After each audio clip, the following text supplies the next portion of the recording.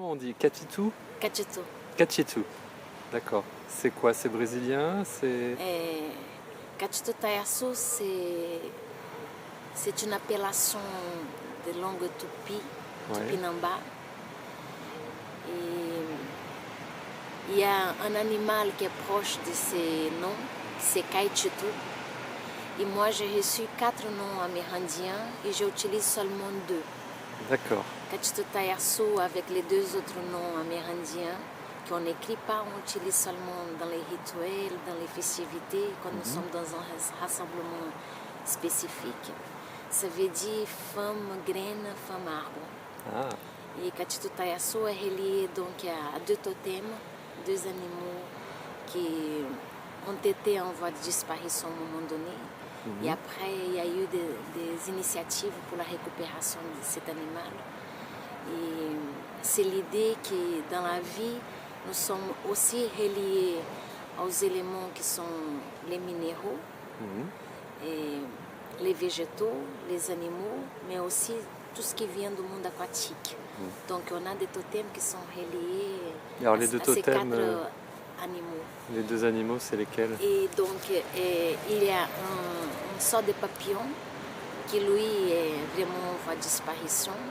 Et c'est un animal qui c'est un peu comme un sanglier, sauf que le Caititu, c'est un animal herbivore, c'est un porc de la brousse. Et il est très particulier comme animal, ça veut dire que toute seule, il peut devenir très agressif. Parce que ça peut lui déclencher quelque chose de l'ordre de la survivance. Et en groupe, c'est là qu'il a son sens. Ça veut dire qu'il a un sens des modes, d'organisation. Il va agencer les territoires, il va comprendre et composer, lui, il a mode ces territoires. Et c'est très intéressant parce que je crois qu'il y a un sens par rapport à ma vie. Ça veut dire que seul, je n'ai pas de sens. Je peux devenir, au contraire de celle que je suis, que c'est plutôt accueillante, douce et humaine, donc dans la collectivité. Je suis née au Brésil. En tout cas, dans cette vie, mon destin est marqué dans ces territoires. Un territoire qui m'a toujours frappé parce qu'on dit Brésil comme si c'est une unité. Oui, comme dans tous les pays. Et au Brésil non peut être sinon des Brésil, avec un S à la fin. Je suis née en Amazonie, mais je n'ai pas grandi en Amazonie. J'ai été élevée dans un autre département qui fait la taille de la France. Et c'est là que j'étais censée agrandir et d'être éduquée. Et donc quel département? Donc c'est les Minas Gerais. D'accord. Et la famille n'avait aucun rapport ni amérindien ni afrodescendant par leur choix. D'accord. Ils avaient des traits, ils avaient des liens certains. Mais ils ont choisi de se couper de ça. Je ne sais même pas jusqu'à quel moment la personne peut choisir. On manque de connaissances et on manque de conscience par rapport à ce que les origines, si elles existent, c'est pour nous désigner que tantôt comme les arbres, ces origines composent une arborescence où il y a des familles d'une espèce. Et au Brésil, c'est cette espèce d'arborescence qui est amérindienne surtout, et tout de suite afrodescendante. Toutes les confluences européennes vont amener à une façon que ces 2 mondes s'approchent par les processus de colonisation. Donc ce Brésil, au pluriel, elle est composée d'une confrontation entre ces 2 et ce 3e groupe, mais qui sont multiples aussi, parce que c'est des Europes différentes, ou des ailleurs différents, parce que ce n'est pas tout qui est européen qui vient au Brésil. Il y en a un Brésil qui, à un moment donné, était même occupé par les Espagnols pendant 62 ans, même si c'était déjà dans un domaine portugais. et on a une colonisation qui va faire une longue diaspora, c'est une diaspora qui existe jusqu'au présent.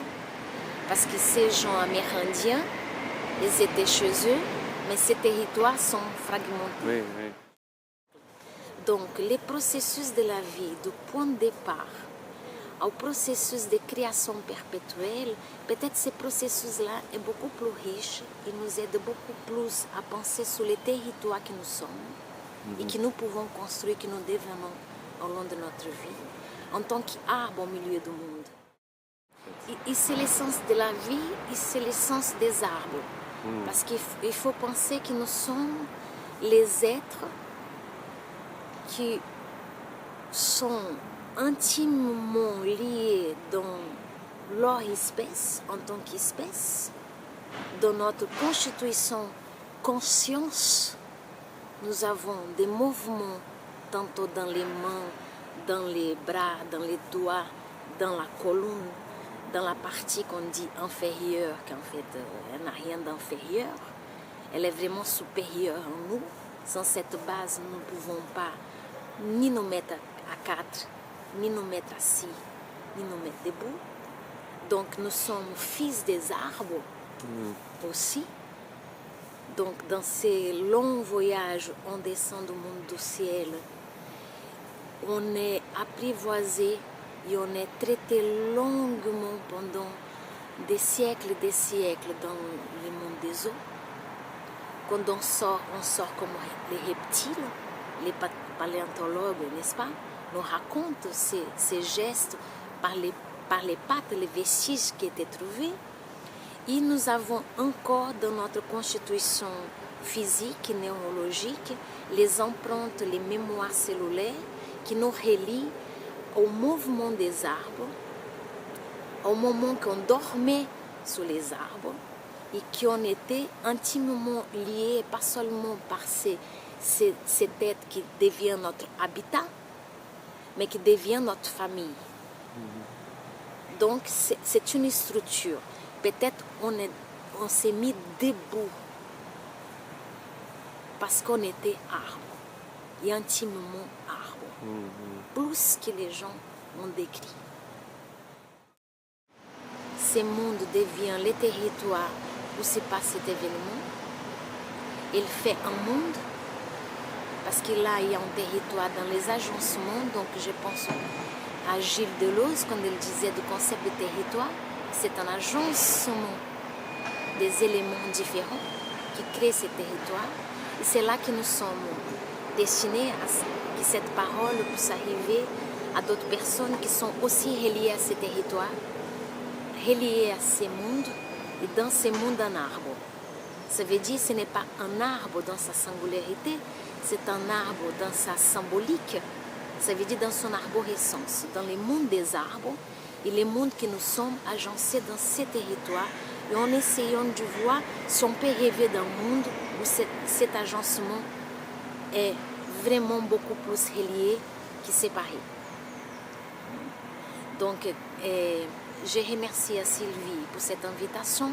Je crois que l'essence des graines et des arbres, c'est pas seulement relié à ma personne, mais relié à ce que j'essaie de faire et de planter depuis quelques années.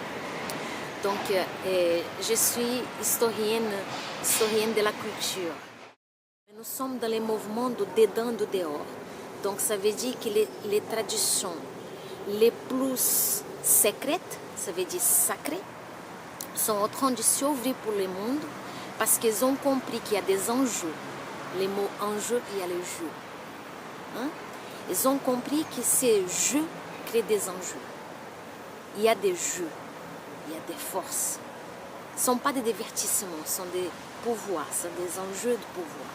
Donc, ils ont sorti du monde du secret, du sacré, pour venir dans ces mondes profonds, ces mondains, pour essayer de faire la reliance maintenant dans cette dimension horizontale du temps. Toutes les cosmologies les plus anciennes parlent de ce temps, qui avait un temps, un cycle de création qui devait s'entamer dans la verticalité. Il va avoir le temps des enjeux qu'il faut agencer les territoires pour diminuer les enjeux il fait le chamanisme vers l'horizontalité. Donc il faut traverser la terre autrement et traverser ce qu'on appelle aujourd'hui par les mots culture. La mythologie, c'est toutes les façons de pouvoir organiser quelque chose qui nous échappe dans l'ordre de la conscience, mais qui nous parle, qui nous sont proches et qui nous aident à nous organiser, à nous donner certains repères par rapport à la vie. C'est ça un sens peut-être le plus simple du mot mythologie. Et quand j'étais au Mozambique, et les Macondés ont été des tribus spéciales, et des tribus qui rêvent beaucoup. Et les rêves sont racontés dès le matin aux arbres, à leurs ancêtres. Donc, en racontant, l'arbre crée son arborescence et elle étale l'essence des rêves. J'ai fondé à Paris une association qui s'appelle Pour la vie ailleurs, pour la vie maintenant, pour la vie ailleurs, ici, maintenant. Et l'idée, c'était que Voix du Monde soit plus tard, et c'est plus tard est arrivé, c'est là notre présent, Voix du Monde soit l'initiative internationale pour revitaliser les liens. Les liens langues, donc toutes les langues de biodiversité. Donc les langues humaines, bien entendu, les langues des signes, parce que ce sont des langues qui parlent en écrivant des signes dans les corps, qui dépendent du regard. On ne peut pas échapper un seul moment, parce que ça va créer déjà un autre signe. Donc on parle toujours avec les gestes, avec les corps, mais il y a aussi les langues des animaux, les langues des plantes, les langues des végétaux, les langues maritimes et aquatiques, les langues des oiseaux et d'autres langues, même des étoiles, des planètes, etc. Donc, mon idée était une idée des graines, des arbres. On sait un peu le point de départ, mais on ne sait pas et on ne souhaite pas contrôler les restes. Il y a une envie de biodiversité. C'est ça qu'il y a, je trouve, extraordinaire dans les arbres. Et pour les gens qui sont liés aux arts forestiers, il faut bien comprendre ça. La graine de départ ne peut pas être contrôlée par toutes les croissances et tous les obstacles que l'arbre va rencontrer. Par exemple, les pins, c'est bien le témoin de ça. Quand il trouve un mur, il va faire en sorte de créer un autre lien, un autre chemin, parce que sa destinée, c'est vers la lumière et vers la verticalité. C'est ça qu'il parle quand on fait les sons du pain, c'est ça qu'on exprime, et c'est ça qu'on voit dans sa biodiversité. Tout doit amener à ça. Donc nous essayons de faire en Voix du Monde ça, un témoignage, une sorte de vivier web, où il n'y avait pas de frontières. Donc les viviers web étaient conçus au départ parce que c'était l'unique manière de pouvoir agencer tous les peuples de la terre, tous les gens de partout, sans passer par les problèmes des frontières, des visas, des autorisations. Donc j'ai accepté les défis du numérique, du virtuel, seulement parce que j'ai trouvé que ce chamanisme-là, il était formidable dans son esprit premier. Il n'avait pas de frontières. Il y avait une possibilité de continuité de la création. Et ça, il y a quelque chose de scientifique, de chamanique, dans ce sens premier de la toile de la vie. Parce que l'Internet, la web du départ, était liée à cette parole qui m'a appelée, toile de la vie. On a oublié.